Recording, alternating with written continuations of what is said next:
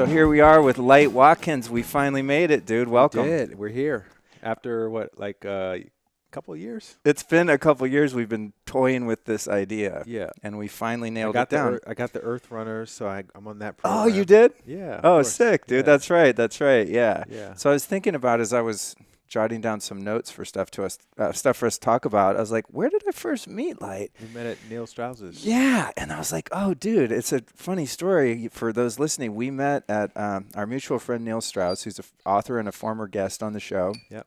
And someone that was really instrumental in me. So you starting. got him on the show. Yeah. Okay. Yeah. So that was you were saying you. We went to his house and did a whole recording. It was epic. It's a long story. But anyway, those of you listening, Light and I first met under really interesting circumstances because Neil is a guy who's really into kind of expanding and stretching himself and his boundaries, and he's just really into like personal development and exploration. So Light and I met. We're invited with a small group of people to his house to do an urban escape and evasion course, which entailed us learning how to get out of zip tie handcuffs, how to pick handcuffs, pick locks, experience what it's like to be tasered. I got tasered, bro. Did you do it? I didn't do it. No, I did. Sorry, I did do it. I didn't do the waterboarding, though. I didn't do the waterboarding. You know what? I would have, but it was kind of cold out. It was cold and there was a big queue, and I just was like, yeah, I'm okay if I don't do that. So that's where we met, and we didn't get a chance to really hang out that much because we were getting tasered at the time. And locked in the trunks. Oh, yeah, and breaking out of a car trunk. Breaking out of trunks, yeah. Yeah, that was dope. That was a fun day. But I think Neil introduced us like, oh, this is Light, and he's a meditation teacher. And I asked you, I was like, oh, what meditation are you into? And you said, oh, I teach Vedic meditation. I thought, oh, dude, we got to talk. Yeah. And so here we are finally talking. So I want to jump off with you talking about your new book. Yes. That's coming out, Bliss More, The Inner Gym. Yes. And I've given it my usual, I always have to be honest with the guests because when I get a PDF version, because I have the advanced like PDF. Did they not send you the hard copy? No. Oh, wow. Okay. They were supposed to send you that. So. I'm sorry about that. No, it's fine. So what I do is Okay. I speed read them and get the gist, and I get some talking points and things like that, which I did for you. But I really like the title, The Inner Gym. So give us a synopsis of what your book's all about. So The Inner Gym is my first book. Bliss More, How to Succeed in Meditation Without Really Trying is the new book. Oh, okay. All right. But that's a cool that's me mashup. That's me trying to read off the computer. Bliss Okay. More, The Inner Gym. Yeah. It's actually kind of not that far from what it is, but yeah, it's a book that literally is about how to succeed in meditation without really trying. So you practice Vedic meditation. You've been doing it for, I think you said 6 years or so. And if you've tried other styles of meditation, you probably have noticed that what you practice now is a lot more effortless than what most people experience, especially with sort of do-it-yourself meditation techniques.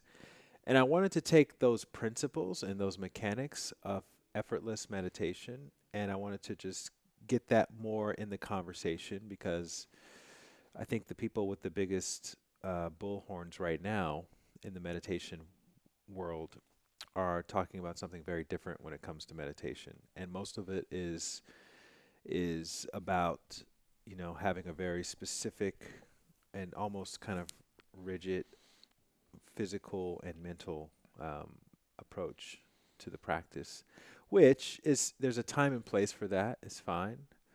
But for the newbie, for the amateur meditator who sincerely just wants to have a daily practice, I think it could be a bit intimidating.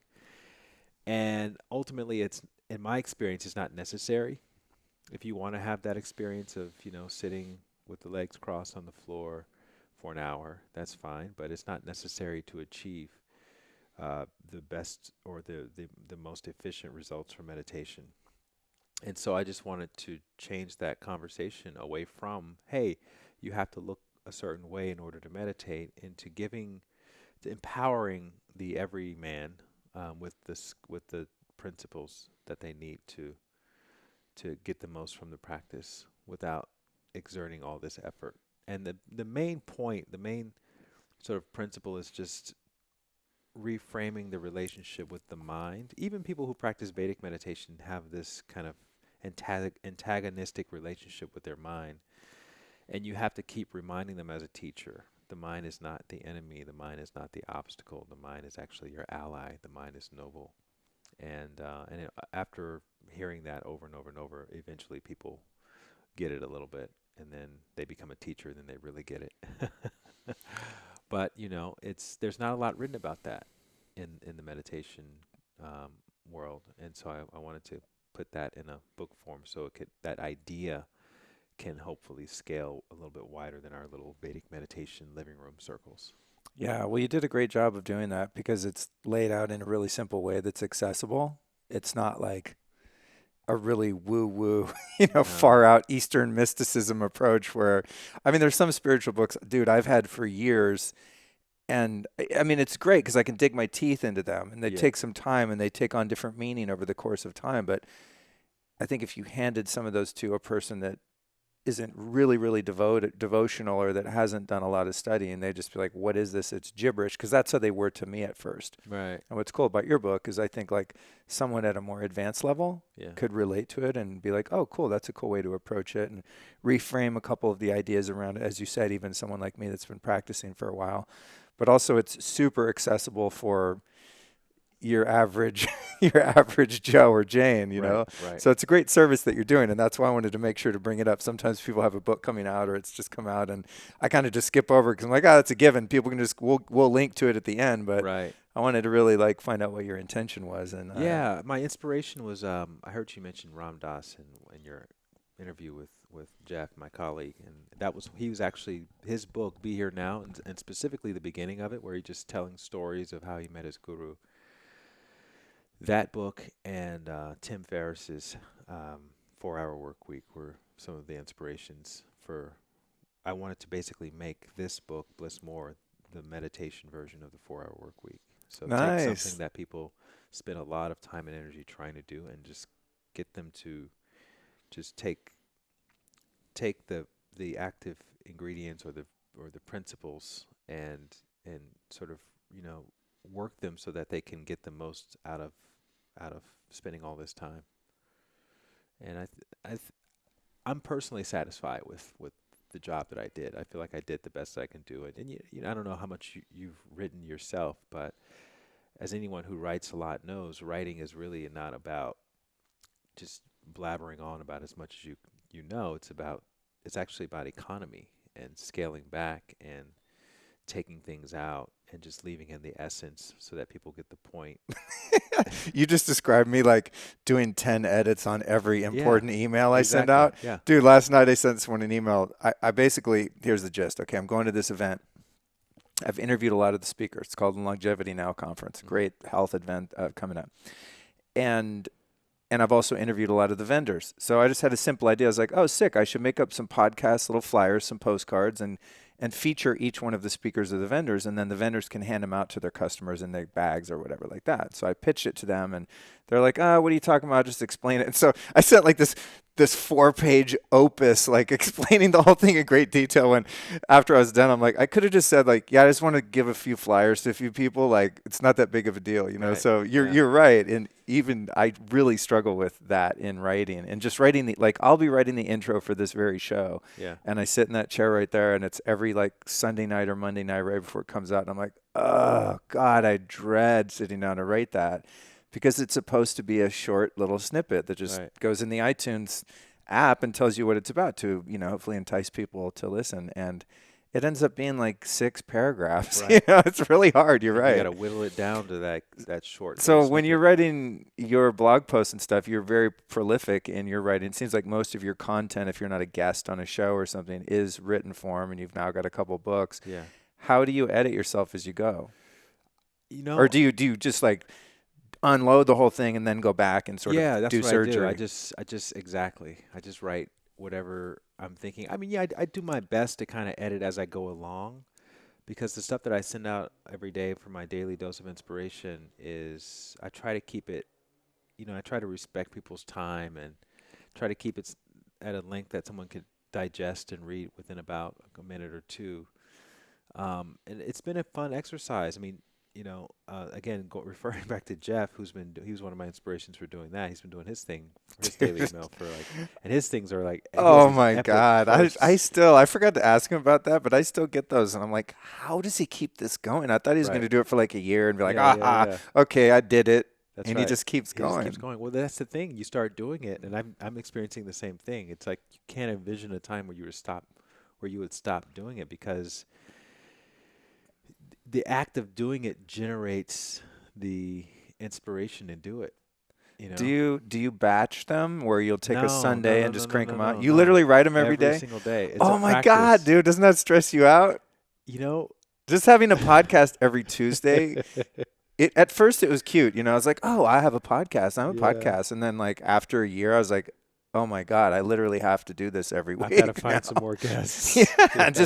and the production process. So how do you find the discipline or inspiration, and does it ever It become that was the laborious? point. It was a very intentional um t reason for starting it is I wanted to have to force myself to sit down and write every single day because that's what all the writers say is that if you want to be a writer, you have to write.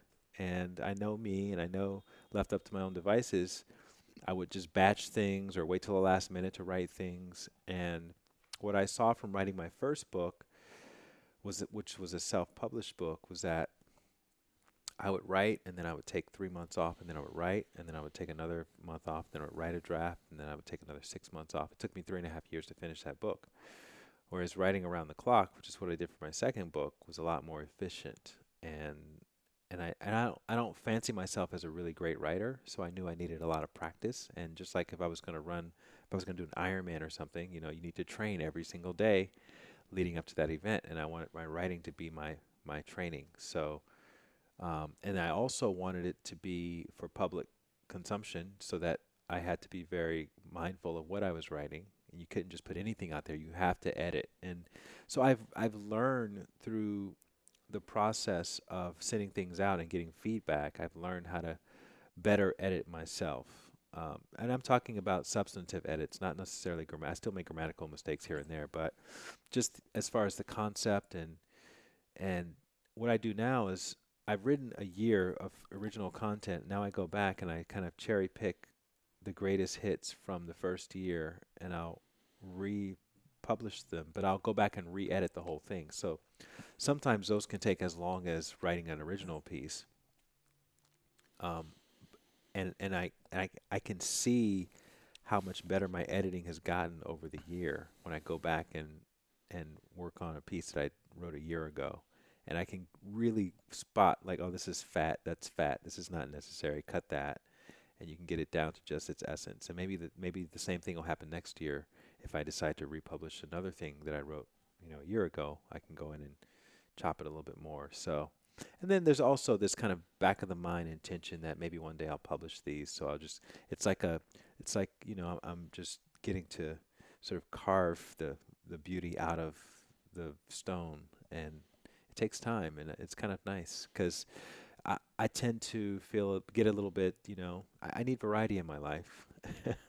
I always have, and while it is writing something every day, it's kind of a different thing. Like, so Jeff kind of sticks to the Vedic thought of the day, which is, I'm more of an inspirational thing, which could be anything. It could be a story, it could be a poem, it could be a music, it could be an anecdote, it could be a conversation that we have, it could be something I found online, it could be a video that I transcribe into written form or something like that. And it just kind of gives me a lot more to play with and just whatever I personally find inspiring. So It's interesting to contextualize writing as something that you practice and get better at. I've never actually thought about it.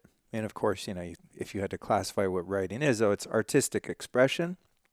But I've never made the correlation to actually practice it to get better. Like I got a guitar over there, and hmm if I want to get better at guitar, I got to sit there and practice. And I've been doing that for years and years, and even with meditation actually too, which I want to dive deeper into in terms of framing that as a practice. But I never thought about that with writing. Now that you say that, having written I don't know, 130 or so intros now at this hmm point to the show, which, as I said, are supposed to be a paragraph, and end up being 5 or 6 at times. I have gotten better at it, I think, and just getting the point across, and people seem to resonate with those little snippets of information, the summaries. Mm-hmm. But there are often times when I sit down, like I said, I'm just like, I got nothing. Does that ever happen to you? Oh Like God, you every sit down day. to write the thing and you're just like, hello, inspiration. Where are you? Yeah, I mean that's a daily. That's daily for me. Like right now, I have no idea. Actually, I do know what I'm going to write tomorrow because I've already written it. But usually, when I'm just walking around, unless something hits me, and I recognize it, I see I'm really good now at sort of tuning in to that frequency, so I can recognize if I see something or hear something or experience something that I think would be good for my daily email. I'll kind of lock in or I'll take a note or something like that, and then I'll go back. But that doesn't really mean it's going to go out. It means I'm going to write it down because I'll start writing things down, and in the process of writing it down, I'll know that it's not ripe yet.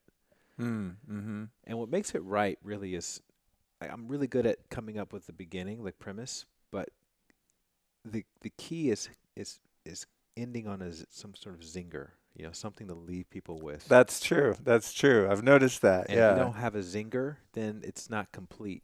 And oftentimes, I'll just kind of craft two or three. I'll just keep writing, keep going. As many ideas that come, and then I'll think I have the ending, but it won't be complete. It won't feel right, and so I'll just go to sleep. And I send it out at 6 o'clock in the morning, and I'll Manually?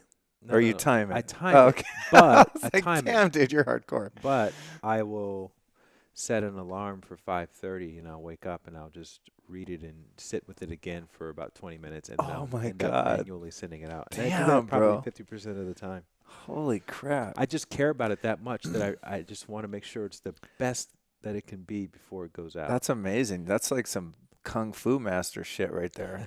That's discipline, bro.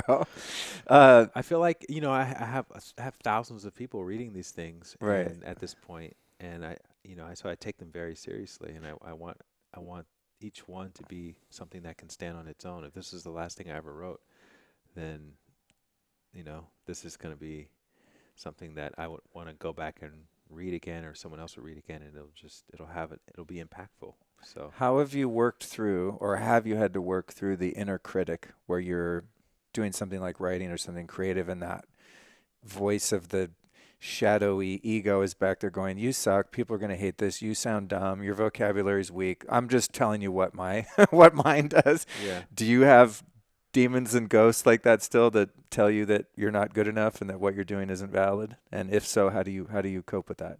what's interesting is I do, obviously, I think everybody does. Two things. Number one, I used to be a fashion model for 7 years. You were a model too. I think we talked about that. Yeah. Right? Yeah, for a couple minutes. So the thing with modeling, which can on the surface, no pun intended, sound like a very superficial activity, you experience a lot of rejection. At least I did. Yeah. And it's oftentimes for very superficial reasons. And I noticed that over the years, I did it for 7 years, it calloused me to rejection. And I can see that would be the case. I have yeah, actor friends like that too. One in particular, my friend David Keller, or I call him Kleinfeld because he looks like the character played by Sean Penn in Carlito's Way, the lawyer. Kleinfeld. Kleinfeld, shout out to you, buddy. He'll probably listen to this at some point. But dude, he goes on auditions all the time and just gets shot down and just yeah. dissed And you over just and have to over keep again. getting back up Yeah, and he's just again like, and oh, it's again no and big again. deal. I just go on another one. I'm like, Yeah. dude, how do you do that? Yeah. So it teaches you to become more process oriented as opposed to outcome oriented. And that's one thing. And so it turns out that ended up being a very positive outcome from that era of my life, which I really enjoyed. I don't have anything negative to say about modeling. But number two, when you send these things out, these emails out to thousands of people, you get the whole spectrum of responses. So you get, people who are saying, oh my God, this is just what I needed to hear today. And you get other people saying, I'm offended. I can't believe you wrote Oh, this. dude. Okay. We're And going to go there. everything- We're and going to go there. everything in between. I just got excited. So what you start to see is that it's not really, it's really, you don't have any control over how people are perceiving these things. And I gotten to the point now where I can kind of tell, okay, this one is going to appeal to the sort of higher minded, sort of spiritual crew. This one is going to appeal to kind of the everybody, everyman crew. Everyone's going to get this. but it's going to be a little even too simple for those people. And so I kind of, in my mind, write, I will write, I will try not, as best as possible, I'll try not to edit what's coming through me, because I realize I'm not actually the author of these emails. I'm just a channel. And somebody needs to hear this. And so I think when I take myself out of the equation, then it's easier to not personalize the responses that come back. Right, because you're like, I didn't even write this. Right, I didn't even write this. Why should I trip? Exactly. It's like conversations with God, That's right? right. That's Yeah. exactly right. And my Yeah. job was just to transcribe what was coming through, wake up in the morning, make sure that I got all my little ego stuff out of there, and then send it out. And yeah, I mean, look, it makes me feel alive every morning at 6 o'clock. Yeah. You know, I feel like it's this little, oh, I wonder what people are going to, how the people are going to react, what the spectrum is going to be today. Do you And get trolled and get ever people being sort of mean or offensive in response to the work that you put out? Not really. I mean, the people that, sometimes, somebody will unsubscribe and the system will screw up and keep them on or something like that. And then I've gotten some emails like that once or twice, but for the most part, not really. You're fortunate. Somebody didn't meditate that morning or something. That'll do it. Yeah, Respond back. I'm struggling with that a little bit here and there.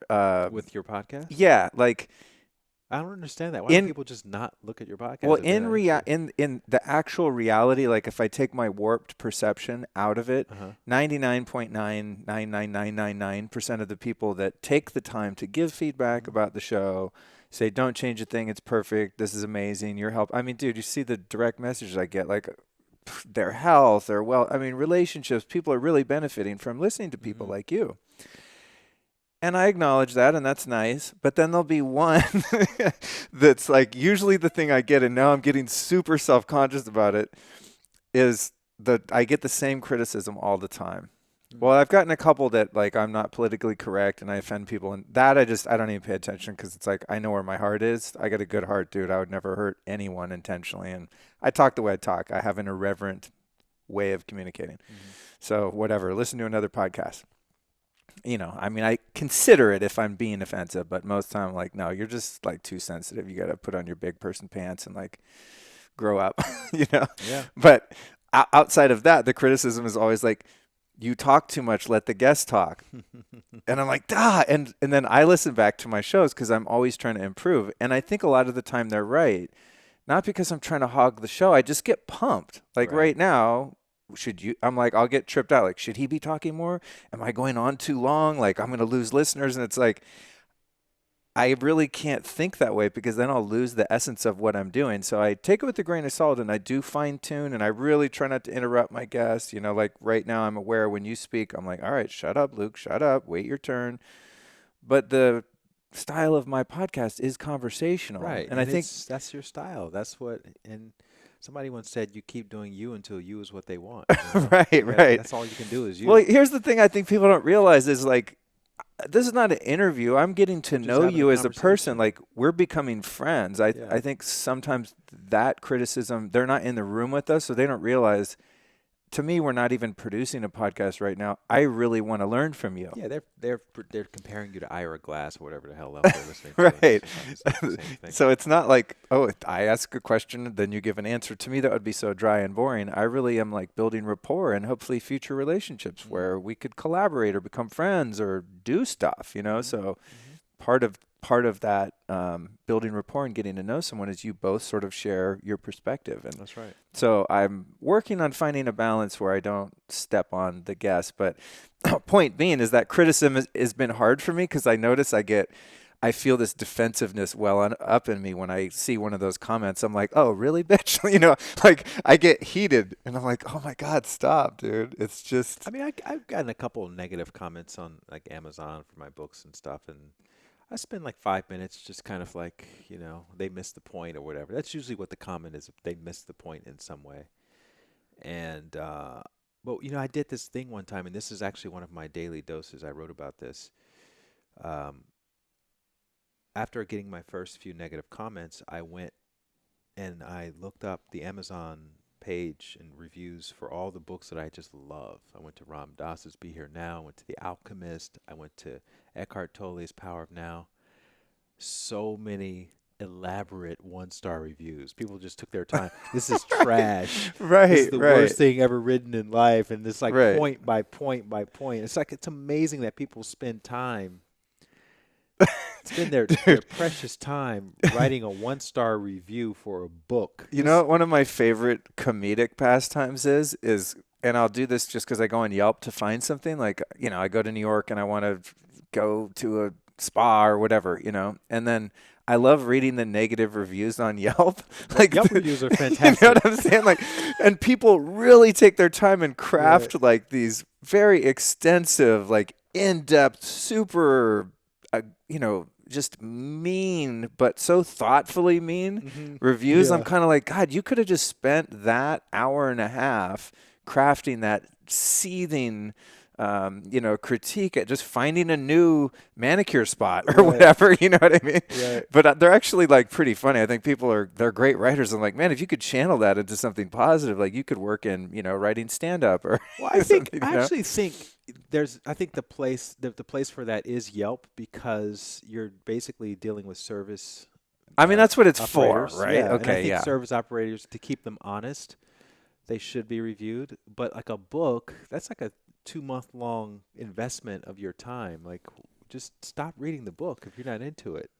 Right. It's no one's forcing you to finish reading that or watching that movie. Just stop. I mean, why get on and start writing and critiquing something that took somebody 2 years to put together? It's a work of art. It's like going to the museum and leaving Yelp reviews about the art on the walls. It's like Right.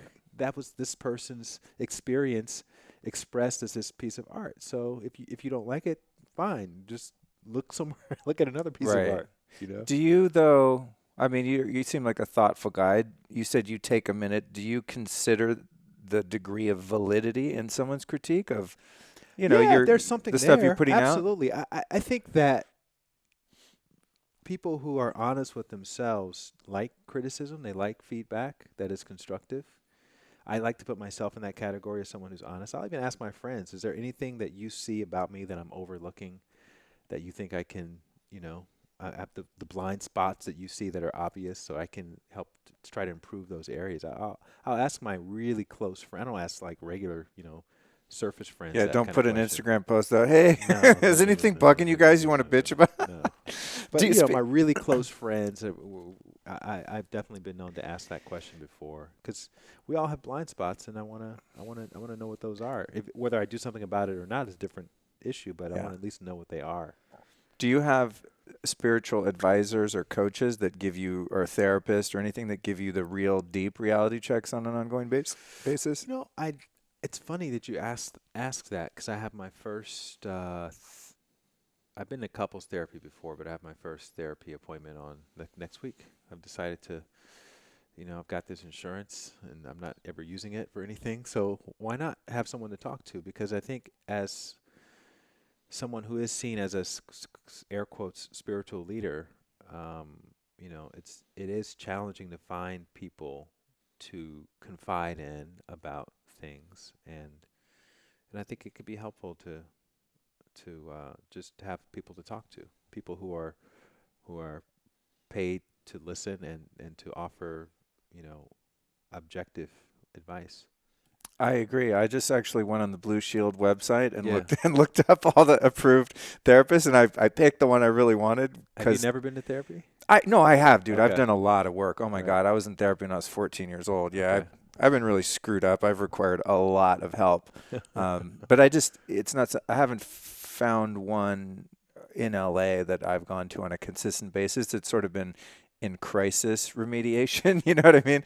Like some heavy stuff is going Yeah. down for Not a period. preventative. It's been like Yeah, I'm like, emergency oh my therapy. God, my head's on fire, But Yeah. I go, I mean, I've done this thing in Nashville called On-Site, which is this really intensive, week-long experiential thing. I did something called the Hoffman process Yeah. last year up I heard north. about So that. I heard it was great. yeah, actually, my show that comes out next Tuesday is with one of the facilitators there. His name's Tim Lawrence. Yeah, it was amazing. So yeah, I've done a lot of that stuff, but I really want to find someone regular in LA because the same reason. It's like a lot of the people that I'm around, like my little crew, my wolf pack, are younger guys, and I'm sort of like the mentor role in a lot of those relationships for whatever reason. I have a few peers that are, on the level where someone I could be like, "Hey, do you see anything?" And maybe they're further down the road in certain areas of development and stuff. Mm-hmm. But other than Jeff Kober, who's kind of my main go-to, I don't have a lot of people that I can really bounce stuff by that are going to give me that kind of wisdom that I Right. can really trust and take to the bank. And so there are things that come up now, and I'm like, God, I need someone to talk to that understands this from a psychological point of view. Mm-hmm. Because I can call Jeff, and he gives me the spiritual answer, which is like, oh, dude, you're caught up in the mind, you're caught up in the ego. Don't pay Right. attention to the thoughts, don't pay attention to the feelings, just allow them to be there. And it's the whole Eckhart Tolle, David Hawkins kind of.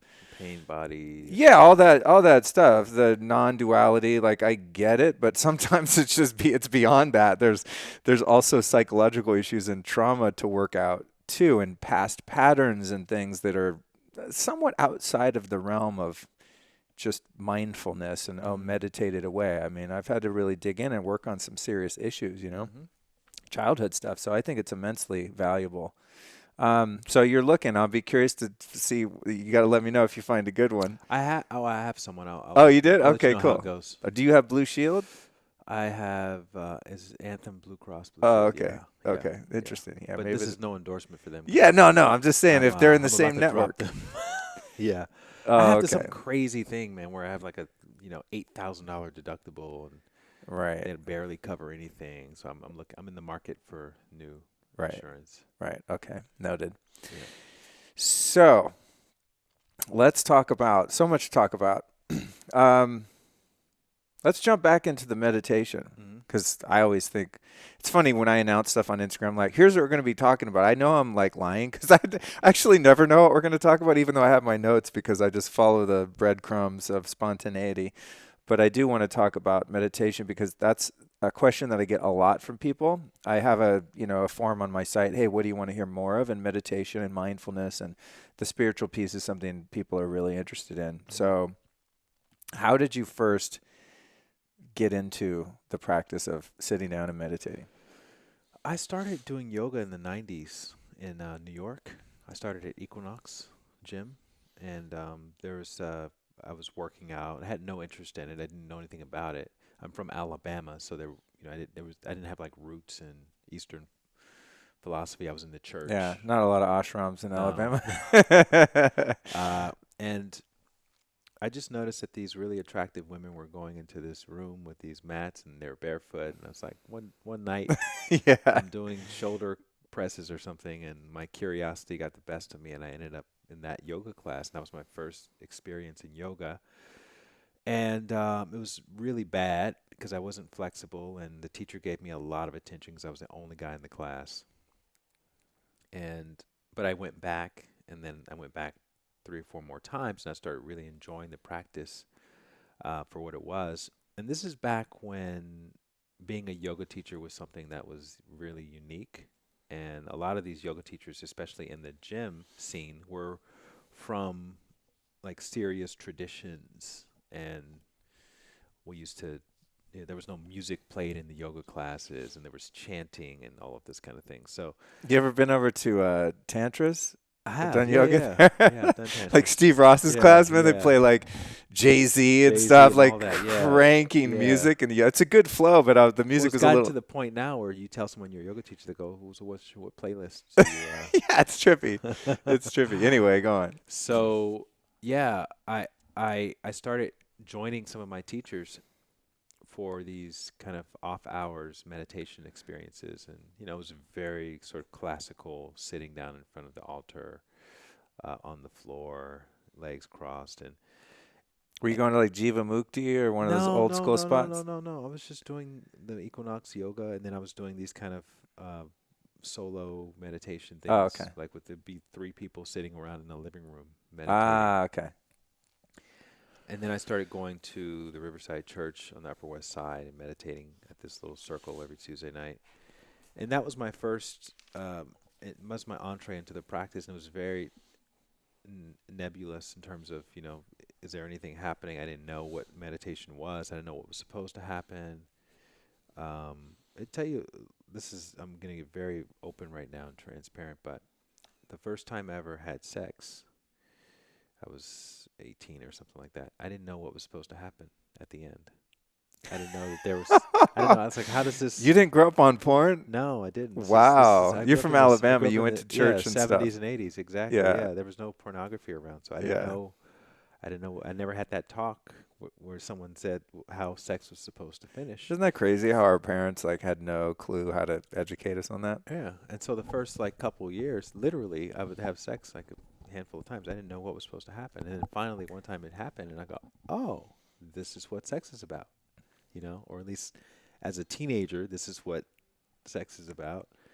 And so meditation was kind of the same thing. I'd be sitting there like, "Is this it? Just me sitting here with my eyes closed, staring at my eyelids? That's it?" You know?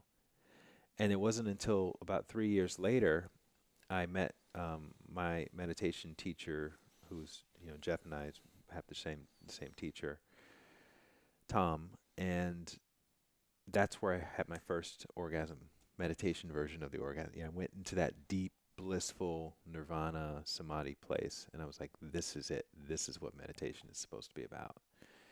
And I couldn't get enough of it, just like when I first started. Yeah, yeah. There is a correlation there, though. I'm just It's no not. accident your book is called Bliss, Yeah, because there definitely is a similar territory there to be absolutely, discovered. absolutely, yeah, So Tom Knowles was your guy. yeah. Who, for anyone listening, he's kind of the Mac daddy. He's the OG of the Vedic Vedic scene. meditation, Yeah, like anyone that learned from him, you're like, he learned from Tom Knowles. It's like the thing, Mm-hmm. And then his son Charlie, of course, as well. Mm-hmm. So, what do you think some of the biggest misconceptions people have about meditation are? You mentioned some of the ones that you had earlier, and I Yeah. know a lot of them because I get a lot of feedback from listeners and stuff. Oh, I tried meditation. It doesn't work. I don't like it. It doesn't, they don't get it. What do you think the blocks are for most people? I think that most people are approaching meditation as a with an expectation in mind, and that can be a block. Just going into it looking for something to happen, and the thing happens when you're not looking for it to happen, and I think that they end up fighting their minds incredibly, and it that can also block the thing from happening, and people are sitting in ways that aren't very comfortable, and that can also block the thing from happening. And For real, dude. and they're We're going to talk about that. Yeah. and they're trying to focus their way to bliss, which also blocks it from happening. So pretty much everything you think you should do in meditation blocks it from happening, and that's what I learned from Tom. Is you want to go in the opposite direction. You want to sit comfortably. You don't want to fight your mind. You don't want to focus on anything. It's the anti-focus approach. You don't need to meditate for long stretches of time. Just 15, 20 minutes is enough to achieve very deep states of rest. And you want to do it with some level of frequency. You can't just do it once every week because that's where your meditation group meets. You have to do it every day. And by doing it every day, it's just like the writing, just like learning guitar, anything else, you're going to get more effortless at it. And it's being effortless that yields the experience that everybody wants to have, which is the And bliss. that right there, that dichotomy, I think, is what throws a lot of people, especially people that are logically motivated. Mhm. Like, okay, tell me the steps to do, and then I'm going to do it. It's very kind of nebulous and ambiguous, and it doesn't make sense logically to say, okay, so to get really good at meditating, you have to not try really hard. It's like the least amount of effort to keep that mantra going is going to be the most effective. When type A personalities, I have no problem sitting on meditating. I could do it for hours. Like, I'm down Mhm. now at this point. But some people are like, God, it's so boring. Like, I'm going to get good at this. I'm going to try. I'm going to Mhm. force myself to stop thinking. Yeah. Is that not a big misconception that like Yeah, we, meditation we means take that? our same indoctrination that we apply to everything else. I have to work hard in order to be successful. I have to remember everything. I have to maintain all of my awareness. I have to try to control the experience. And we've been trained since we were little that is this formula for success. And if we don't approach meditation in those same ways, we're not going to be successful at it. That's our conditioning, and so it's just natural that it's going to happen. So I tell people, when you start off meditating, the reason why it's hard is not because the meditation is hard. It's because you're breaking down the old indoctrination of trying to control the experience, and that's what makes it feel hard. But the meditation itself is actually very easy when you have enough experiences with it and you get beyond your tendencies to control the experience, and then you see, oh, this is actually the easiest thing I'll do all day, meditating. The hardest part is facilitating the time to do it, scheduling it. How did you learn how to become a teacher? Did you have to go through I a was rigorous teaching, training and stuff? I did, but you can't teach someone to be a teacher. Uh, you, I think a teacher being able to teach people is sort of it's a talent, and it can be cultivated. If you have it, it can be cultivated, because not everybody who trains to be a teacher becomes an effective teacher. And I was teaching yoga at the time, and just before that, before I started teaching yoga, I kind of had this instinct that I would be good at teaching yoga, and it turned out I was good at teaching yoga. Did you eventually get flexible after being a gym guy? Well, look, I went from my if I was bending over, my fingertips would be about a foot from the floor, and I got to the point where my fingertips would probably be right at my toes. So yes, I did get a little bit flexible. I ask because it seems like when people follow a yoga teacher, like the teacher's prowess is often defined by the intricate pretzel shapes that they're able to I get wasn't that themselves teacher. into. You know No. what I'm saying? And that ended up working out in my benefit because I was so stiff and I was insecure about, you know, demonstrating poses in class, because I knew I wasn't able to do a lot of the poses that a lot of the other contortionist yoga teachers could do. It forced me to have to be able to explain the poses instead of demonstrating them. I had to talk the yogis through the pose, and so I had to use economy and come up with very simple language and relatable and accessible analogies so that people can get what I'm saying very quickly and easily. Did And you ever feel fraudulent because you're like, hey, okay, so this is how you do crow or whatever, but I can't actually do it myself? yeah, I felt like a dentist who was missing his two front teeth. I didn't want to smile. That's funny. I think that's why I like Kundalini yoga. And eventually, one of these days, I'm going to take the teacher training, not necessarily to become a teacher, but just kind of deepen my practice. But I love that because there's no like holds or any, like stretches or positions or anything weird that you hold. It's more kind of active. So there's no one that's like better than anyone else at it. Yeah. It's so much of an internal thing. I mean, looking back, it was a pretty audacious move to become a yoga teacher, knowing that I was so stiff. And my friend, I had an experience one day.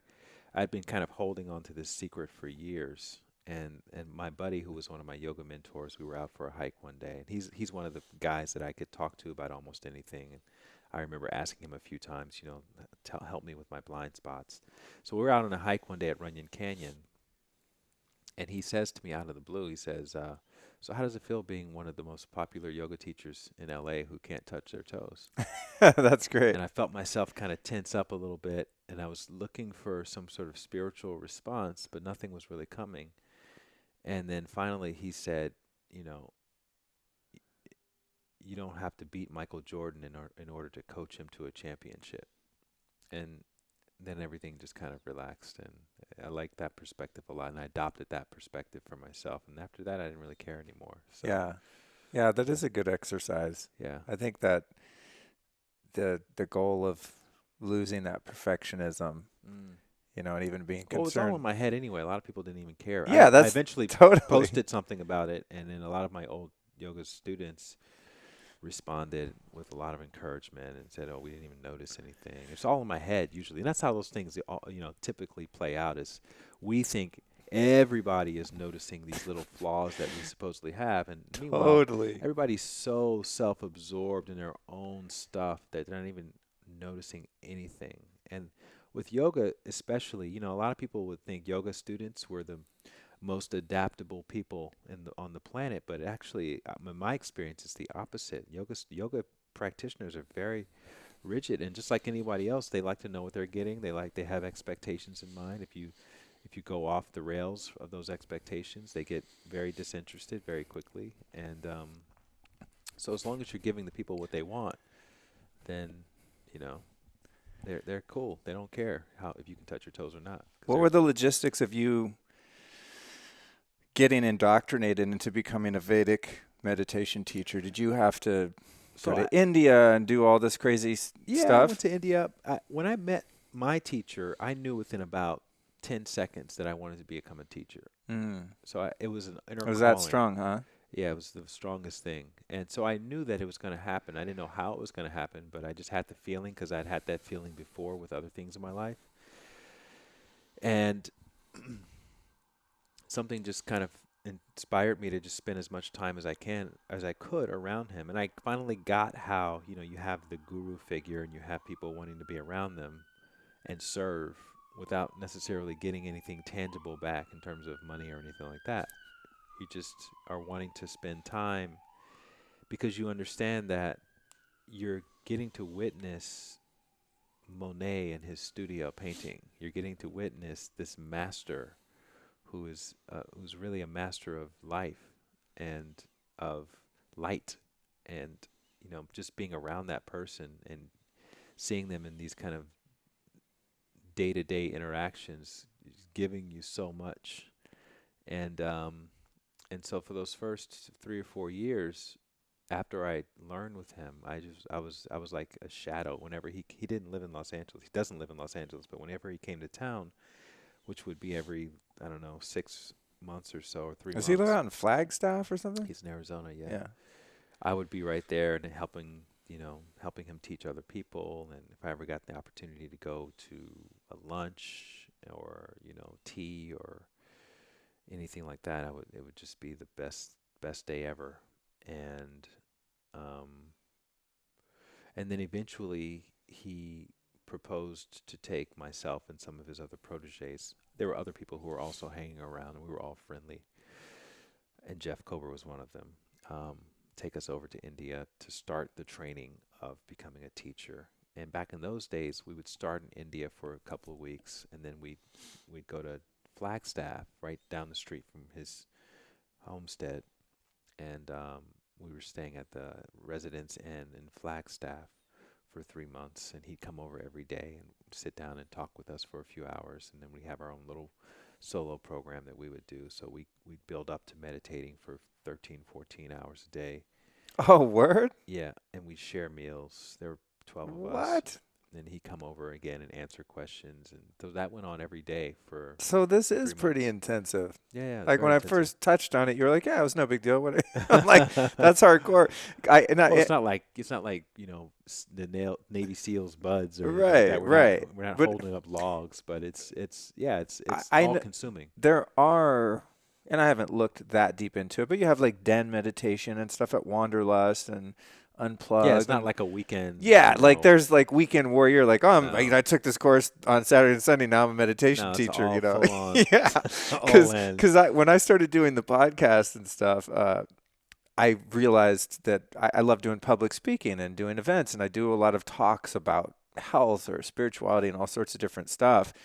But I always feel like I don't have like a thing to do or even a way to bill myself. I don't even know how to call what I talk about a thing or whatever. So I inquired with Jeff Kober, and I was like, hey, I'm doing a lot of events now that I have my podcast and I'm doing speaking, and I think I'd like to teach people how to meditate, and you know, maybe I'd do like a teacher training at Kundalini and like have my little thing, and then I can take people and do retreats or do talks or whatever. So I was thinking maybe I should, you know, become a Vedic teacher. And he was like, slow your roll, dude. He's like, it's not like that. It's a whole, the whole thing. It's a whole thing, bro. This isn't like a little parlor trick that you add to your talk at Wanderlust. This is a deep thing. Like it would take time and money and real commitment. I was like, yeah, okay, I'm good. You know, yeah. People reach out to me all the time. Maybe like, that's not the path.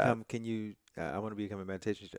I said, have you learned this technique? No, but can you just teach me how to teach? Right. I said, well, you have to learn this first and practice it for a couple of years every day, and then we can talk about teaching you to become a teacher. Right. Well, is there anything any quicker than that? And it's like, and then at that point you have to start questioning, what's this person's intention or motivation behind doing this? Do you just want to get up in front of people and just be the big guru or whatever, or do you really Yeah. want to help people? Because if you want to Yeah. help people, how can you answer a question about something if you've not haven't experienced it for yourself?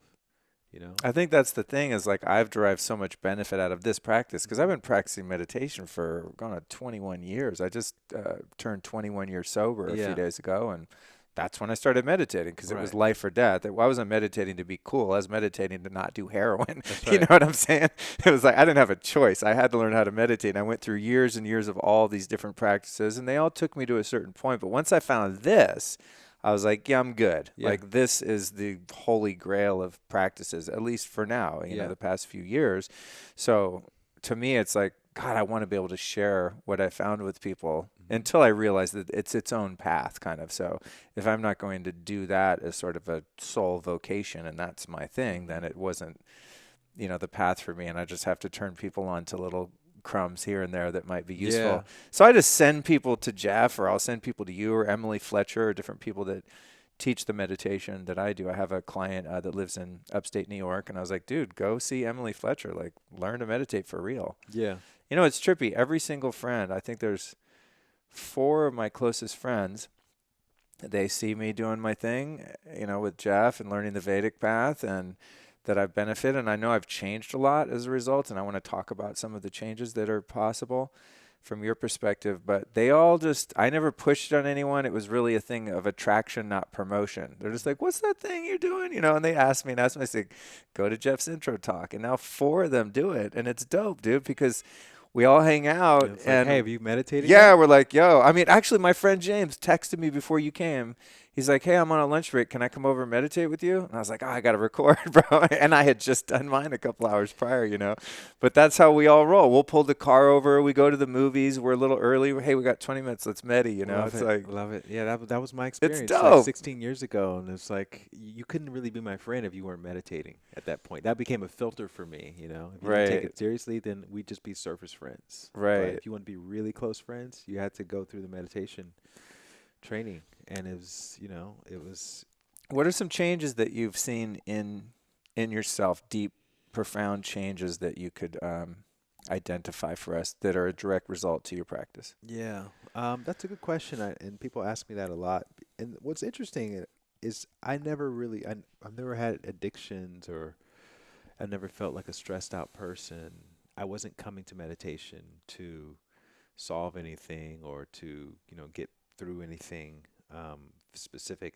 I was more inspired by Tom. That was why I learned it, because he was exuding a level of happiness I'd never seen before, and I wanted that. I wanted that happiness. Yeah. So for me, meditation has helped to enhance or increase the volume on they talk about the still small voice inside. And as it turns out, the still small voice can actually become a loud, annoying voice if you cultivate it. Meaning, we all have the voice of intuition. We're really good at ignoring it if it's not convenient, which most times it's not. Most times the intuitive voice is going to lead us in a direction where we don't know how things are going to turn out. Yeah, especially when the intuitive voice is going against your instincts and the ego that are like money, sex, That's right. power. That's right. That's right. Shit that feels good, and your intuition's like, no, no, no, go toward the light. Right. But if it's turned up and it's like your friend who's like, look, no, you're not going to do that. You've done that enough times. You know how it turns out. Go in this other direction. Then it's easier to go in the other direction instead of, hey, you should really do this. This is wonderful. Here's a little nudge. Right. Da, da, da, da. Dude, that's so interesting because I actually hadn't made the correlation to becoming more tapped in to my own intuition as a result of meditation. I kind of just thought, well, I'm just doing all this stuff and that's just sort of part and parcel to the whole lifestyle. Yeah, no. But You yeah, become that's more comfortable with uncertainty because that's what the yeah. intuitive voice is leading you towards, uncertainty. Because yeah, like friends will call me a lot. I mean, I counsel a lot of people. It's just I don't know. It's the role that I have. And someone will say, hey, like my partner Lauren, my business partner Lauren called me yesterday and was like, hey, I forgot to tell you, these people pitched me about this partnership, rev share, blah blah blah, like business thing. And I just listen. And she's like, what do you think? I go, it's not what I think. It's what I feel. I said, it feels good. Explore. That's the other thing. Not to say that I'm right. It's just Yeah. my intuition is like I'm looking for that 51% Right. You can tug. discriminate easier Yeah. between things that to other people may seem like great ideas, but they're horrible, or things that may seem like mediocre ideas, but they're amazing, and you can feel what the right one for you is in this moment. And it makes it so much easier because you don't have to go back and forth and, do a whole like pros and cons list and all. You feel it. And if you feel it, you say yes to it, and that's it. And you go on to the next thing. So you can just make those decisions so much easier. So you've used the word economy a couple Yeah. times in terms of saving energy, the economy of energy Yes. with writing and things like that. So you're talking about now an energetic economy of rather than using up, I mean, literally burning calories from thinking Yeah. about like the right, the to do the do's and don'ts. I'm sorry, the pros and cons list and all of that Right. stuff, and like getting all caught up and burning that energy in your head of just taking that one subtle feeling of intuition and basing more of your decisions on that. Absolutely, yeah. Or all of them. Yeah. And a couple things in the West, we have this idea that lots of options gives us lots of freedom. But now we know scientifically it's been proven that when you have a lot of choices, you get that paralysis of analysis. And in the East, it's not about having more choices. It's about having a state of consciousness or a state of awareness that gives you the ability to know in any moment what the right choice is for you. So you don't have to waste that time. And so what tends to happen is a lot of people are either going in one of these two directions. They're either able to do less and accomplish more. And this is a direct result of inner work, in cultivating the still small voice into a loud voice, so they can make those choices very fast, accurate, calmly, simultaneously, or they're doing more and accomplishing less. And when you get into that track, now your main priority is feeding the endless cravings of the body. The food, I need more sex, I need more television, I need more rest. And as a result, I don't have time to meditate. I don't have time to exercise. I don't have time to eat higher quality foods because I just need to get to the next moment. And a lot of people are experiencing that as their reality. And it's true, they don't have time to meditate because they're doing so much, but there's no economy there. They're not getting anything accomplished, right? So they're working harder and harder, and they're grinding and hustling. But all that sounds like to me is you're not able to discriminate well enough yet.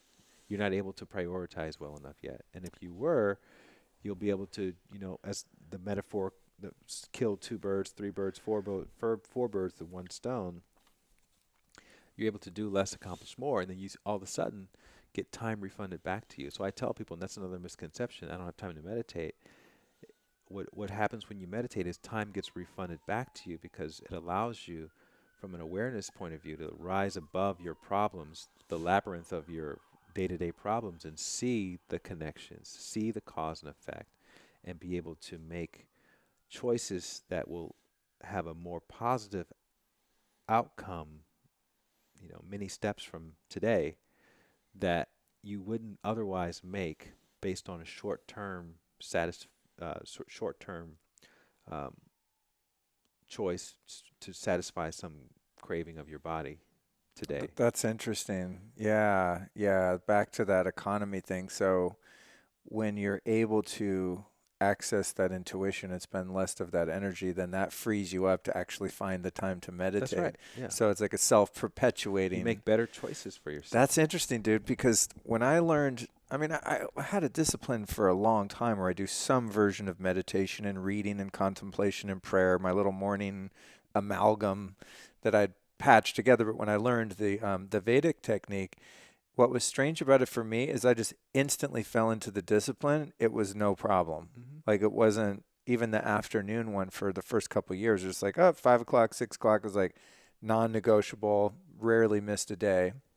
Well, and I thought that was really strange, but I didn't realize that the reason that it was becoming increasingly easy to build it into my schedule, into my lifestyle, where it wasn't like, oh, I don't have time to meditate. I didn't realize that was why. Yeah. It's because I'm not wasting time and energy and like burning up psychic fuel to freak out about life so much. So there actually is time to kind of breathe and be able to choose my battles about where I want to spend time and energy. Well, it's also biochemical too. It's like the part of the brain that gives us the ability to discriminate, which is our prefrontal cortex. It opens up with meditation. It closes down with stress. So when you're under the influence of stress, then yeah, you can't see that meditation would be a good thing for you to prioritize, and so you just get you keep getting rerouted to the Right. So you're like, reptilian. I need to just fight and run dude, around. that's genius. So you're locked into that fight or flight Yeah. thing, and you're like, the email, the check, Yeah, the yeah. divorce, You the can't, kids. and if you try to sit down and meditate, you start thinking about all that crap, and it's like, oh, I can't do this right now. I got to get to this other stuff. Right. So and this is this is not the mind's way or the body's way of punishing that person. It's just this is how the body functions to try to keep you alive, because for these 40 years you haven't been meditating. You've been training your mind to perceive the environment as a very dangerous jungle-like environment where you're being attacked on a daily basis. That's hardwiring that has happened. That needs to get broken down, and so there's going to be a bit of a rehabilitation, anyone who's ever lived in a house while it's being renovated knows it gets pretty noisy. There's a lot of dirt and dust and commotion, and that's usually the first few months of meditation that people all they interpret this as, oh, it's not working, I can't do it, it doesn't work for me. You fucking idiot. Your body and your mind is getting rehabilitated, and then after that it's going to smooth out. That's what's happening. It's not that it's not working. It's working perfectly. I'm so glad that you brought that up, because when I first learned this from Jeff, I was pretty serene. I mean, I've been working on myself for 15 years or something at that point. It wasn't just like I wandered off the street, some nutcase. I mean, I was pretty spiritually committed and doing a lot of different things. And then I started this practice, and I started getting really angry and irritable again, where I hadn't had problems with anger in years, man. I mean, I was like, I don't get angry about anything. Parking tickets, just whatever. I'm just go with the flow. And I started doing this, and I started getting super aggro. And I would call him and be like, dude, what the hell? There seems to be a correlation between me really devoting myself to this practice and now I'm like a real dick. And he was like, perfect. Right. That's great. That's exactly what you want, because the contractor just ripped the wall down. And look, dude, there's a rat infestation back there. You didn't even know it. You thought you got rid of that 20 years ago, but it's still back there. That's the thing. Yeah. Now we can get rid of it. Yeah. Because now it's exposed. And that's so true, because then I just kept with the practice and have ever since. And I get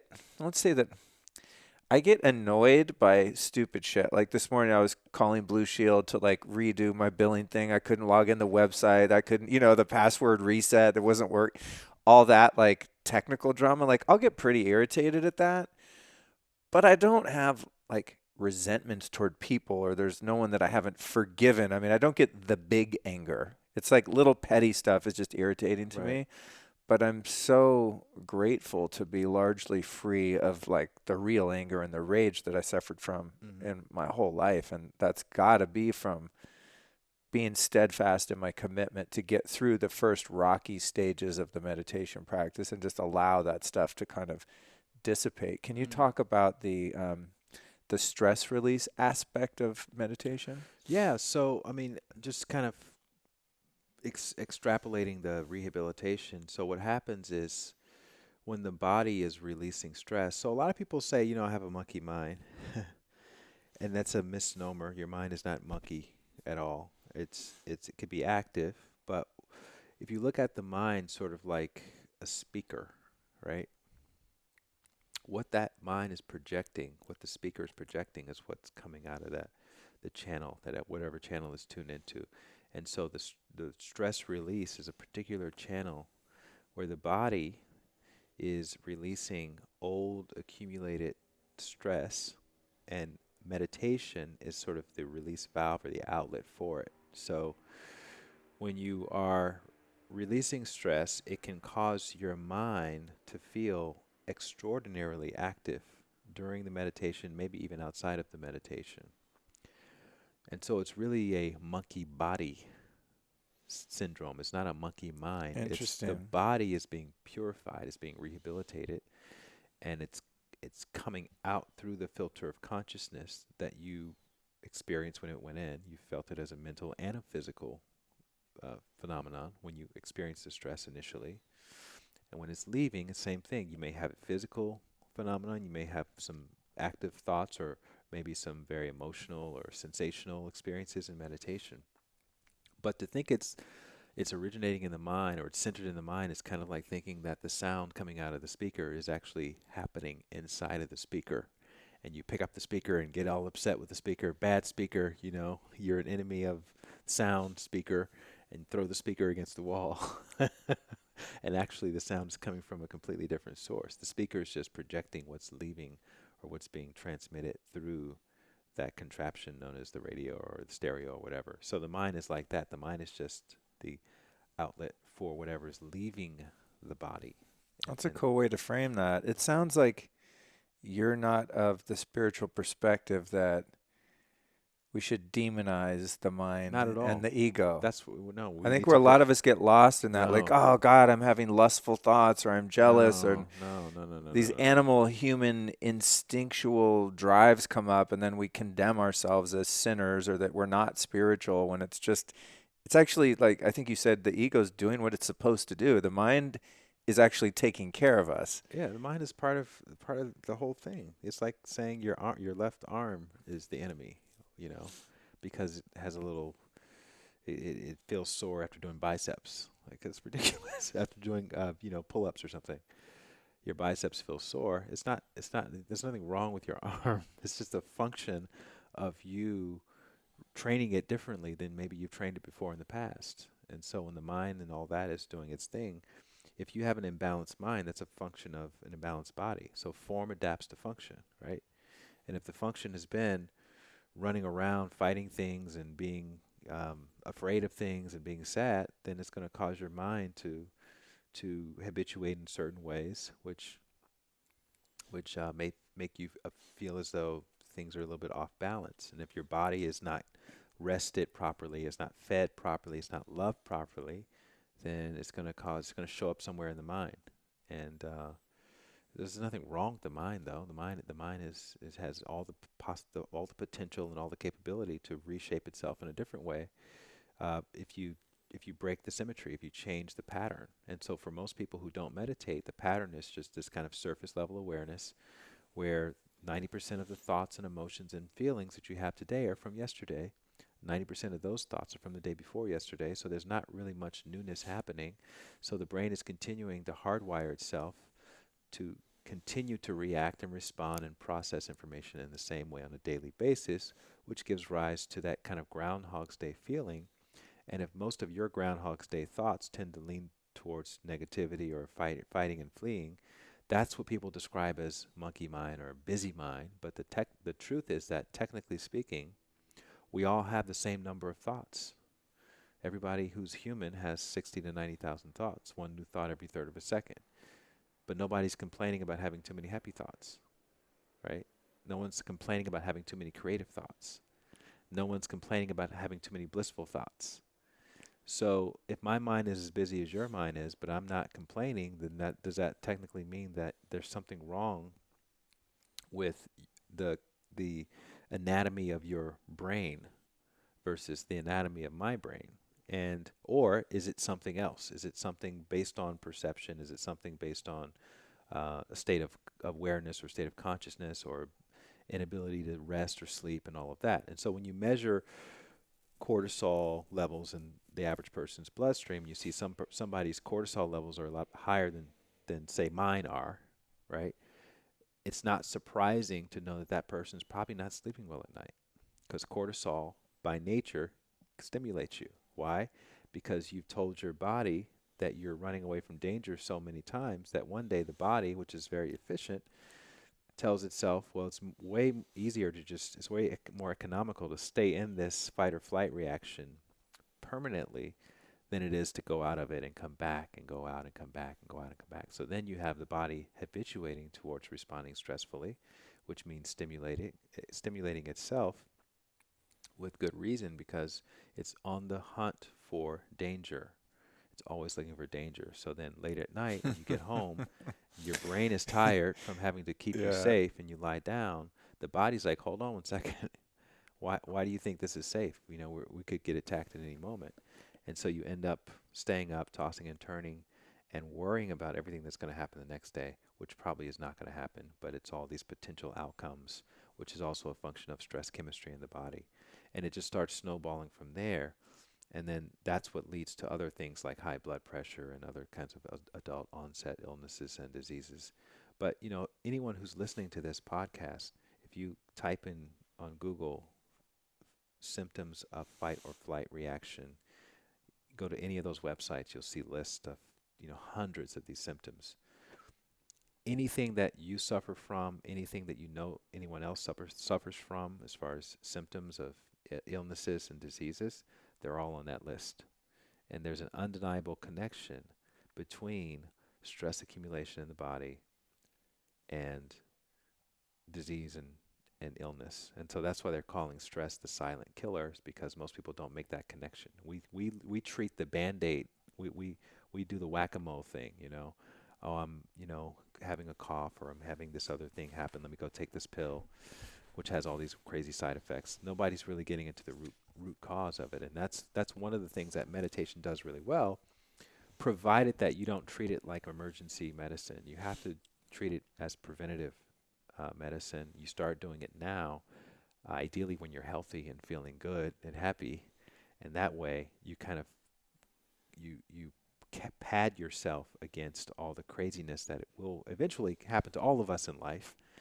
And it doesn't mean that you're never going to have emotions, you're never going to get triggered. You may have all of those things, but your bounce back will be to your kind of balanced, peaceful, centered self. So, in regard to thought, then, and the mind, it sounds like from your perspective, it's not so much about the quantity of thought, but about the quality of thought. Right. So, Yeah, you're just going to frustrate the hell out of you. If the quality is high, then it doesn't matter what the quantity is. Right. Because I find, as just a result of this and just the whole lifestyle that I've been living, that if I just sit down and chill, meditate, just take some time, what usually comes out is a lot of very positive, creative thought, more so than like, oh my God, what am I going to do about this? What am I going to do about that? I mean, there's times that I get stressed, but most of the time, if I just let my mind just turn loose, it comes up with really great ideas. It's like it's actually becoming more and more my friend. Right, and we're Whereas, not unique. This is for right. everyone. That's available to everybody with the mind.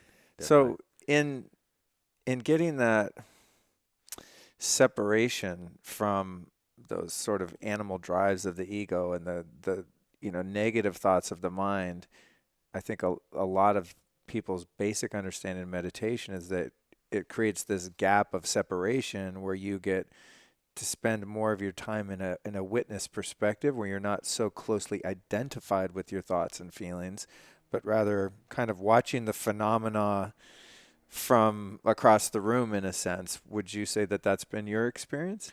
I would say yes and no. I think there's definitely some spaciousness that occurs, but it's not necessarily that you're aware of it while you're in the process of it.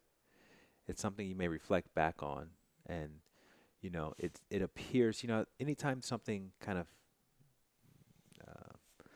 bad happens, like you get into an accident of some sort, people describe it as time slowed down, and things happen really slowly, and it kind of feels like that, like you have more time. So a lot of the time when we don't stop and smell the roses, so to speak, is because we feel like we don't have enough time. And naturally it causes us to tune out sounds and aromas and, visuals and things that otherwise would be perceived as very charming, very beautiful. There's this really interesting, you probably heard of this this experiment that was conducted by the Washington Post journalists in 2007, where they planted a world famous violinist in one of the metro stops. Oh yeah, tell this story. This is dope. Yeah, planted him in a metro stop one morning during rush hour, and had him pull out his $3 million violin and play some of the most intricate music pieces that had ever been written, ever been composed, things that he had just performed for $1,000 a person tickets at the Boston Symphony Orchestra a few nights before. And he's down in this subway in L'Enfant Plaza subway in D.C. during rush hour, and people are just racing by. People are like speaking up on their phones to talk over him because he was distracting them. And only, I think, one or two people stopped within 45 minutes of him playing the same music he played previously for a sold-out audience. But he was wearing a baseball cap and jeans, and nobody recognized him. And the only humans who stopped for more than a few seconds were children before they were drug away by their parents. And so the premise behind the experiment was to see if at an inconvenient time, under inconvenient circumstances, would people be able to stop and appreciate beauty. And apparently not as much as we would think we would, because I think in hindsight, if anyone were to ask you, if you heard a world famous violinist during a rush hour, would you stop? And you'd probably say, yeah, I would stop. But the truth of the reality is, no, you probably wouldn't stop. And probably I wouldn't either, right? Just statistically speaking.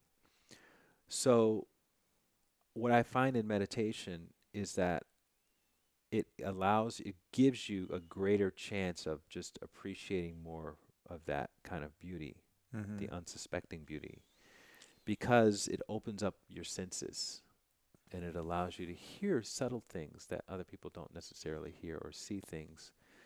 And, God knows what we're missing still, even with that power.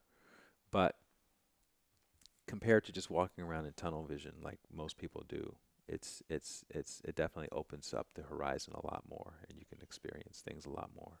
So it just feels like, oh, I have time for this, whereas before you're thinking, oh, I got to get there at this time or whatever. That experiment would have been awesome if they could do an isolated one where they have a subway full of meditators just passing through to see the difference. Because, dude, I feel like more and more all the time I'm picking up on subtle cues in my environment, or just seeing the way the sun shines through a tree, or feeling the wind on my skin. Like that sensory experience is getting, and colors are brighter, and I'm just becoming much more alive feeling in my body, and much more aware. And that's what attracted me about my teacher.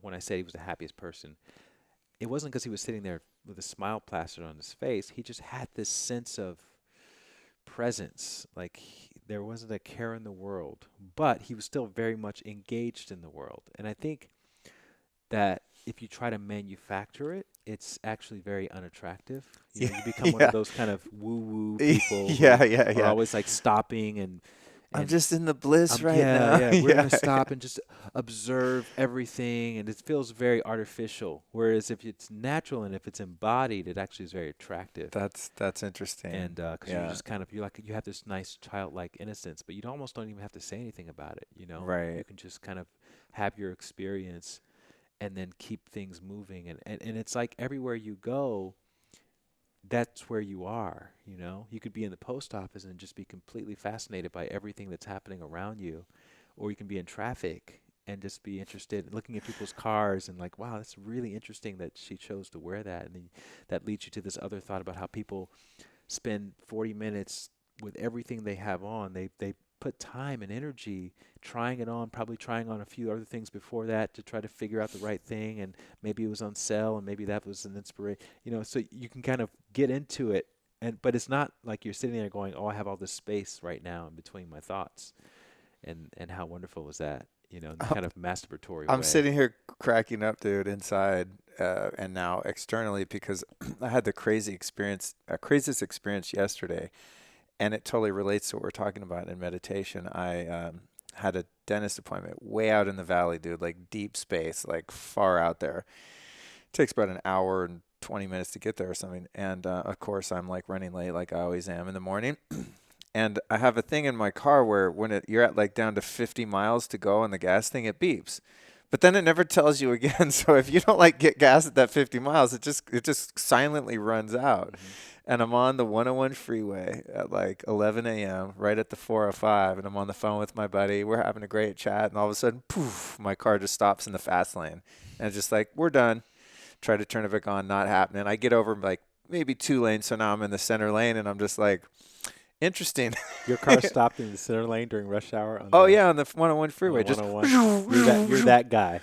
yeah, I'm that guy. And if I gotta admit, I mean, I'll be totally honest. For a second, I was like, oh shit. I said, I gotta go. I kind of freaked for a sec on the phone. Anybody would have that reaction. But here's what was dope, dude. And I swear to God, this is God's honest truth. I saw that little reaction for a second, and then I just said, well, here I am. I mean, I might as well have some fun with this. What are you gonna do? Called AAA, and they're like, yeah, cool. Well, yeah, sure. We'll be there in 40 minutes. And they, it's like, well, 40 minutes is an eternity when you're in the middle of the freeway. It's not safe. And I was like, really? No faster? Like, yeah, we'll put a rush on it, but that's it. I said, okay, interesting. And they're like, do you need us to call the police? And I said, well, I mean, there hasn't been an accident. No one else is involved. I guess not. I've never had this happen before. So what's protocol? And they're like, okay, bye, sir. And I sit there, and there's honking, there's, people are queued up behind me, the whole thing. And so I thought, well, what could I do right now? Because I have to wait. And I thought, I mean, I did a half-assed meditation because I woke up late. And I thought, well, I could meditate right here. You didn't pull the car over to the shoulder? I couldn't get over there. They wouldn't let you, you don't think? I had no gas. It stopped. Put it in neutral and just... No, bro, it was uphill. Oh. Yeah, I was like on an incline. And Did you back up and... There was no going anywhere. I was just like at a dead stop. So I just threw it in park, put the hazards on, and then I would kind of meditate for 2 or 3 minutes. But then I had to open my eyes to see what was going on, People were probably flipping you off left and right? Well, but the good news is, and I was late for the appointment, of course, so I called them. But I actually just started kind of having fun with it, and I found it was uncanny that I was able to just accept the predicament I was in. And I just started doing Instagram stories, just having a good time, just entertaining myself while I was in there. And then finally, a highway patrolman on a motorcycle came up behind me. He's like, what's up? I'm like, yeah, out of gas. He's like, dude, you're supposed to call 911. We'll come and pull you to the side of the road. I was like, okay, noted for next time. And we had a really great interaction, and I was kind of having fun with the cop, and he was a really great guy, and it was just fine. It was no big deal. AAA came, gave me the gas. But, dude, years ago, I mean, I could have, spiraled into suicidal ideation over something like that, like hitting my steering wheel, freaking out, feeling stupid, being scared. I could have totally gone, circled the drain and just had it ruin my day, and I had a really great day. It was just not a big deal at all. Yeah. That's got to be largely due to meditation. Yeah. And awesome. Unplugging and being able to perceive when that fight or flight feeling is coming on. Well, that's the thing, too, is that, people, they come out of just an average daily meditation and they think, oh, nothing really happened. Da, da, da. But you don't know the cumulative effects of all of those days of meditation until you have an experience like that. And that's where you get to see how it's affected you. So I always have to reassure people, look, good things are happening, keep going. You may not be, exploding into bliss every single meditation or having conversations with the Buddha, but don't worry. If you are doing it on a daily basis, it's adding up. And when the big thing happens, it's not going to feel like a big thing. Yeah, absolutely, man. I'm curious about something with you. You're one of the few people that have gone on a spiritual path that weren't motivated to do so by abject pain and trauma, it seems. You seem like a pretty happy guy. I mean, did you have good parents and a good childhood? And did they name you Light, and why? Oh, man, those are all... It's interesting that you were just like, yeah, I'm attracted to this. There's a subtle pull there. You weren't like, oh, my God, I just got out of rehab or having these huge crises. No. You just, seems like you gently... I had a really good childhood. I had a really good balanced childhood. I have to say, sometimes I do feel a bit kind of, like you want more to tell in your story because everyone has these such dramatic stories. Right. I kind of enjoy mine, to be honest. Right. Gets people's attention. They're like, what? Yeah, people really pay attention to those kinds of things, what you've overcome. And Honestly, I have not had a lot of, you know, um, challenges in terms of, self-inflicted challenges, especially. I think, being black in America could be perceived as a challenge. I mean, that's definitely Was there a lot of? I picture Alabama being like kind of backwards, like Leonard Skinner vibes. Was it difficult you know growing what? up there Growing up, racially? growing up, you don't really, because when you're a kid, you don't really, I don't think you really see it as much.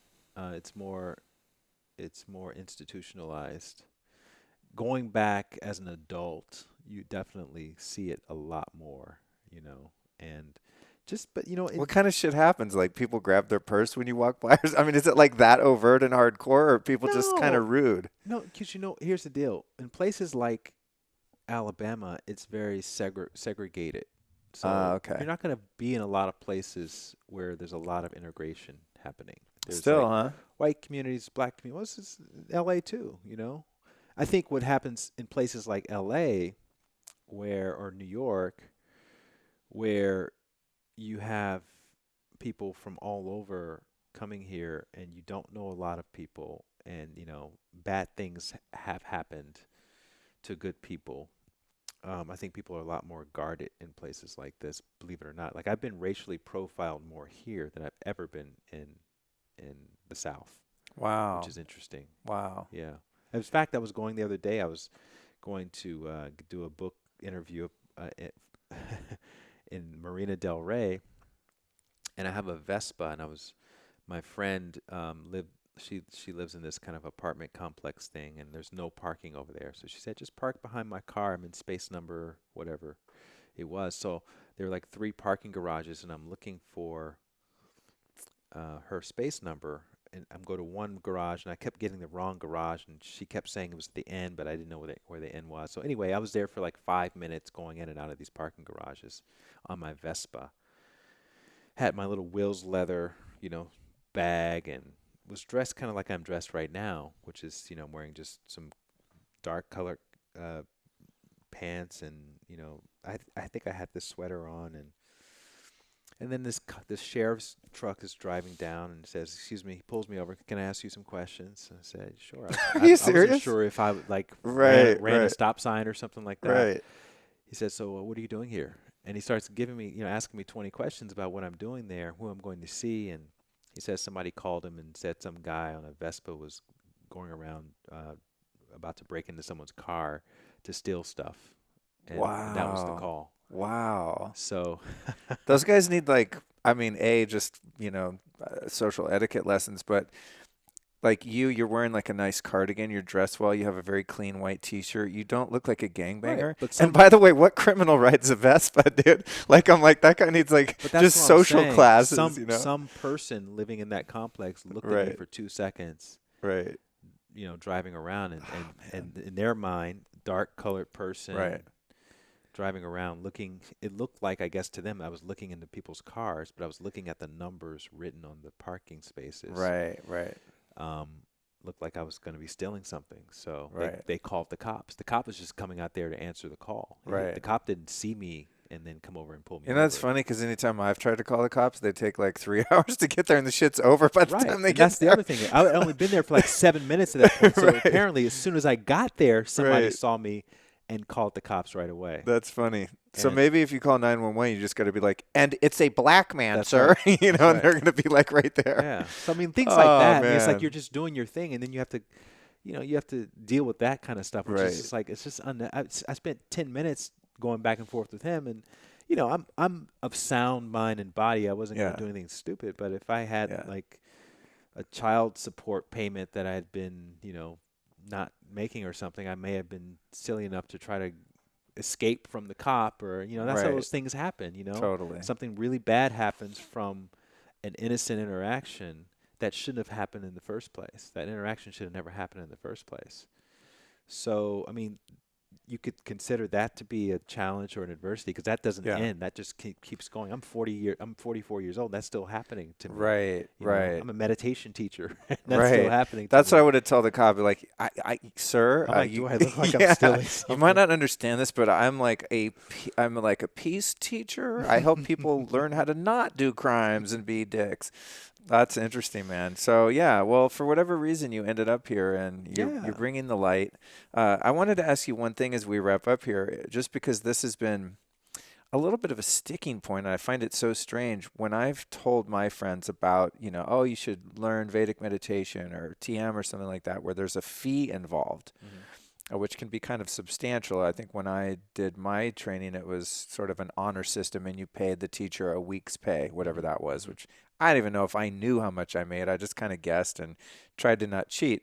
But when I've shared this practice with people, they're like get real like tweaked out about having to pay because it's something spiritual and shouldn't it be free? Like if a Vipassana retreat is free and this and that. And I'm always like, dude, do you know how much more money you will make if you learn how to meditate?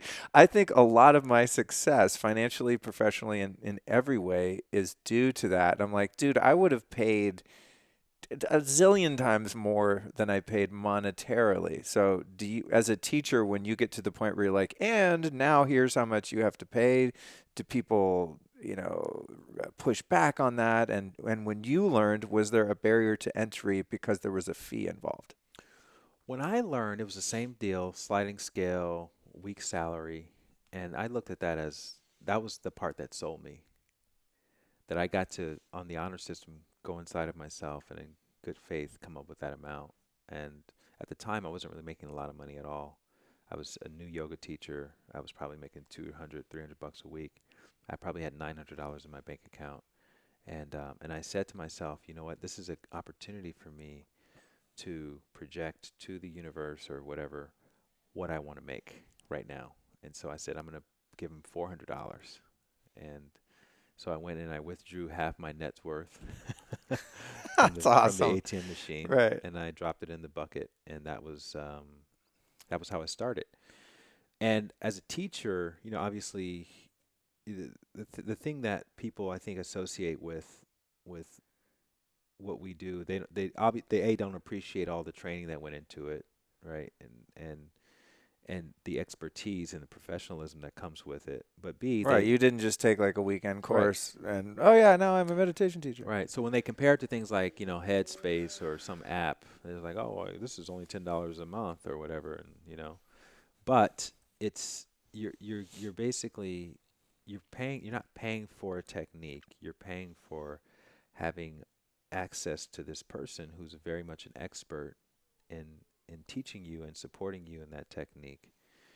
And you're also, from a teacher's point of view, you're basically saying whether or not you would be a worthy student. Meaning, there are a lot of people who think they already know everything about what it takes to do anything. Um, and the fact that they would not, the fact that they would see their little $600 as more valuable than anything they can learn from this person is it's kind of like a litmus test to the teacher because the As a teacher pre-qualifier. right because the Yeah. teacher is going to give their all to this person and they're going to continue to support this person for life. That's the exchange the teacher's making. And so if that person's not willing to sacrifice a few $100s for that exchange, and that tells the teacher, okay, well, this person is not willing to become my student. And that's fine. Not everybody needs to become my student, right? And it could be because we don't have the karmic relationship for this particular exchange. Maybe somebody else does. And so I think as a teacher, you learn not to personalize it as much. But when you do the math and you add up all the contact you have over the course of a lifetime, it's like a drop in the bucket. It's, as you say, it's invaluable. It's priceless even.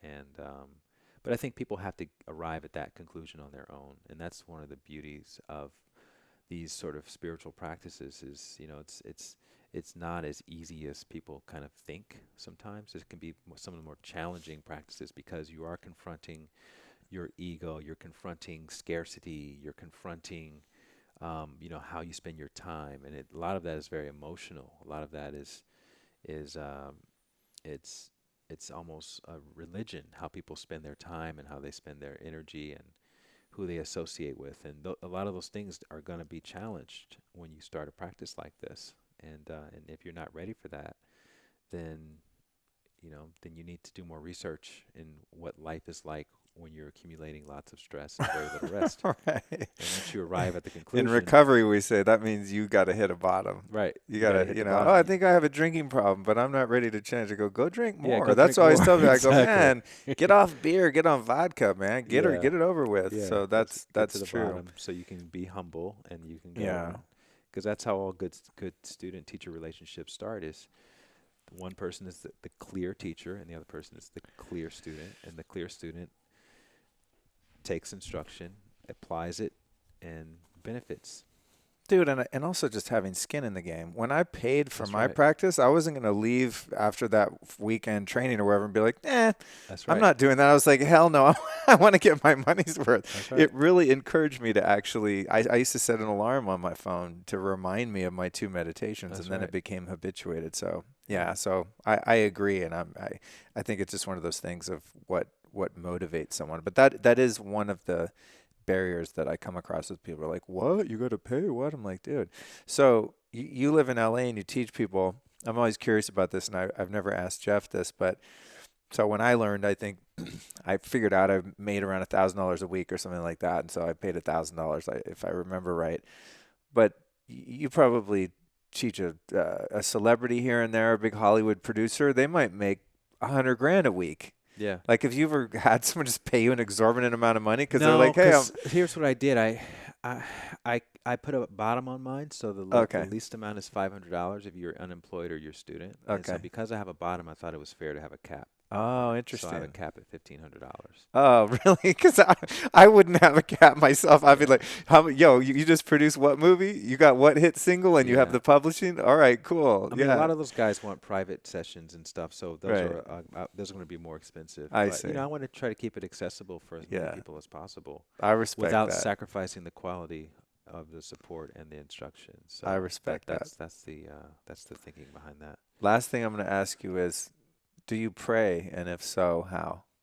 I pray to be, speaking of agape, I was spending a lot of time at agape, and one of the prayers that they pray in these affirmative prayers, where you kind of state what you are, or basically affirmations. And so one of the prayers that I resonated with the most is just to be used, to continue to use me for all of my gifts and talents, and remind me when I'm forgetting that what I'm here to do. And so yeah, I'd say that prayer. I don't always articulate it like that, but I have that feeling tone of the prayer with me at all times. Just that sense of gratitude and willingness to be used.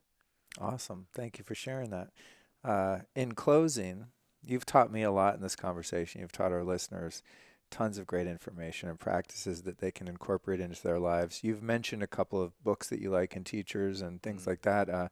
Who would be 3 teachers or teachings that you might recommend people go check out if they're interested in where you came from? Well, I would definitely recommend my book, Bliss More, How to Succeed in Meditation Without Really Trying.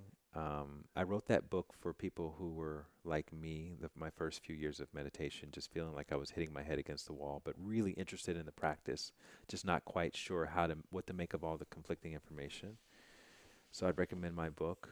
And I would also recommend The Alchemist, just as a wonderful little story of following your heart and seeing how it never leads you astray, and the appreciation for the unknown. I think the author did a really great job of articulating that when you move in the direction of the unknown and you get into that realm of uncertainty, that's where all the magic is happening.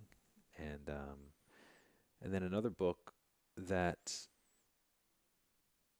I would recommend is Ram Dass's Be Here Now.